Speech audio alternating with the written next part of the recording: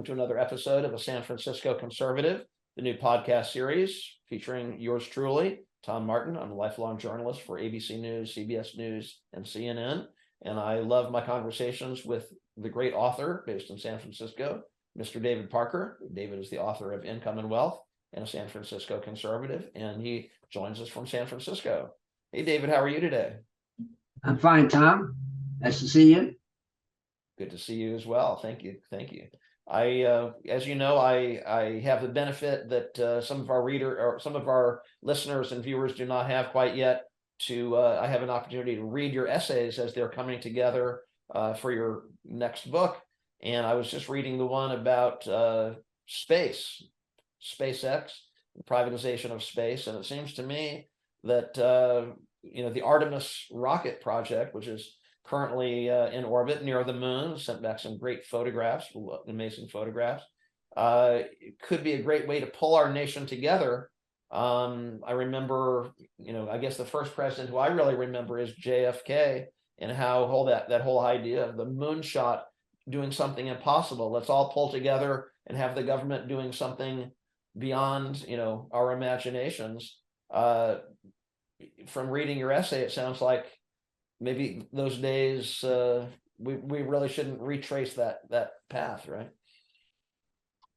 We did our Apollo moonshot a little bit in response to the 1957 Sputnik from Soviet Union. We said, what? They're more advanced than we are, and so we're going to show them, and we don't care what it costs, and we're going to show them and the world that we're really the leaders. And NASA was given a workforce of 200,000 people and a 5% of the American federal budget to do it. A little bit like World War II. We didn't care what it cost. We're going to win that war. It was important to win. But we're not at war going to the moon. So NASA is never going to be given that money again. And so NASA can't do it. It's a government agency. You can't do something really great and creative without more money to burn than it could possibly worry about. So it takes a creative sector it doesn't have. The private sector is that creative sector. They can do what NASA can do for half or less. And so that will be the future, and NASA understands that they're never going to have that money. They had 5% of the budget in 1960. They have 0.5% of that budget today. So they're not going very far. And they had not had a great success rate.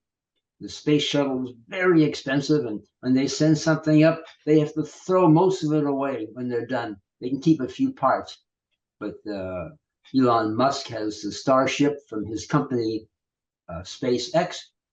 It's made so everything is reused again, and it's a fraction of what, and they have a great track record. I think like 100 launches with no accidents. I'm not sure.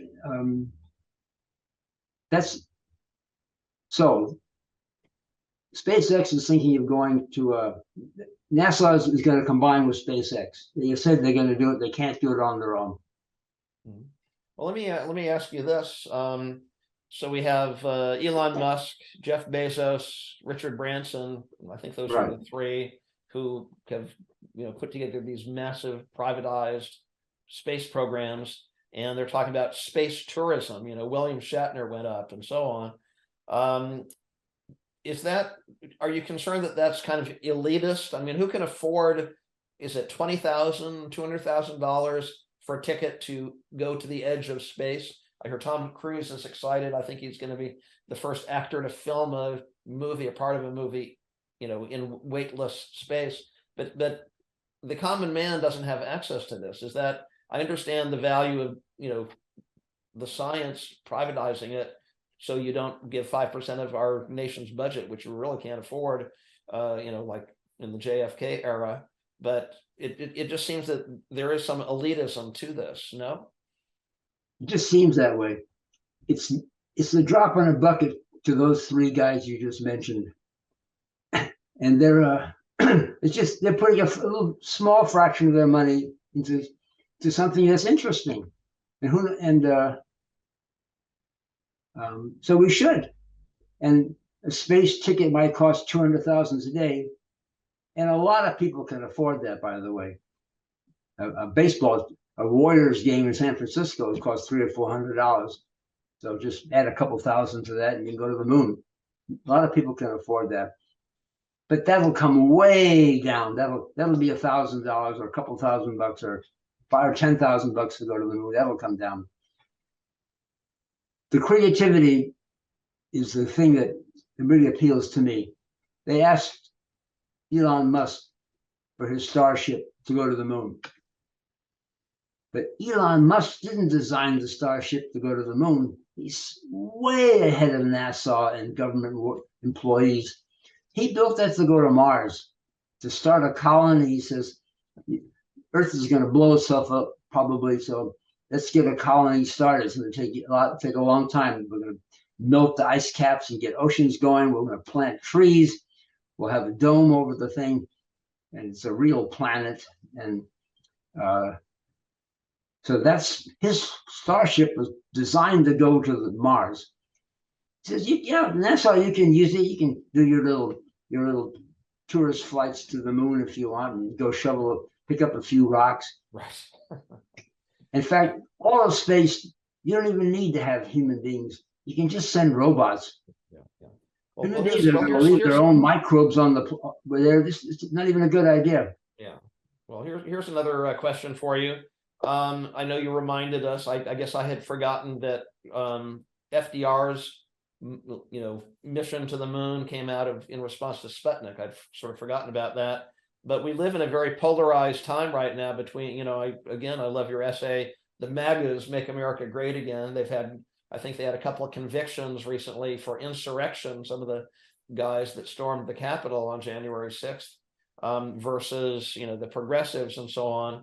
Joe Biden has talked about, use that phrase moonshot in reference to cancer research. In other words, let's do something impossible. Sounds like Joe Biden's favorite president may be FDR, who said, I don't care how much it costs, but don't you think that pulling together, for perhaps a mission to Mars would be a great way to bring people together at this very polarized time? Well, what you're saying is everyone should be given a basic income. That'll pull us together. Everybody's going to have $100,000 a year for life. And then I think everybody will be smiling as they walk down the street. And then politicians can run for office. Would love that. Yeah. Politicians will run for office, vote for me, and I'll increase it to $200,000 a year per person. And that's kind of the opposite of what this nation is. Individuals responsible for their life. You can't have a president or a politician running saying, vote for me and I'll bring more money to your neighborhood. All the important stuff like Social Security, Medicare, is paid for by borrowing. If somebody read a little history, they know that in 476, Rome fell. For 1,000 years, we had a Dark Ages.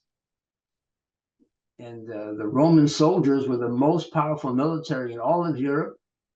And the Huns walked in. They didn't even bring their swords. They brought sledgehammers.